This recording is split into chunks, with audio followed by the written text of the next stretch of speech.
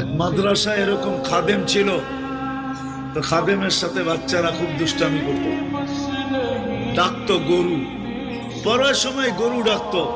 তো ও ছিল একটু সাদা সিধা, সহজ সরল, একটু হাবলা টাইপের, তো বেশি মাথায় নিত না। আবার দেখবেন হাবলা মানুষ চেতলে কিন্তু খবর আছে। তো একদিন বৃষ্টি হইতেছিল প্রচন্ড, এর দায়িত্ব ছিল ছেলেদেরকে খানা পরিবেশন করা। তো খানার সময় গেছে, খানা নিয়ে আসে না, তো ছেলেরা চিৎকার দিতেছে গরু কই গেল। একটু পরে দেখতেছে খানা নিয়ে আসতেছে, তো সবাই চিৎকার দিয়ে বলতেছে ওই গরু এত দেরি করলি কেন।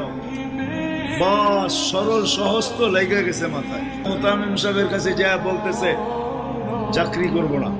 কেন? বাড়ি মাদ্রাসায় যেটি পালেন এটি সব দেয়া দাও। সবসময় গরু বলে শোয়া গেছি, আজকেও গরু বলতেছি।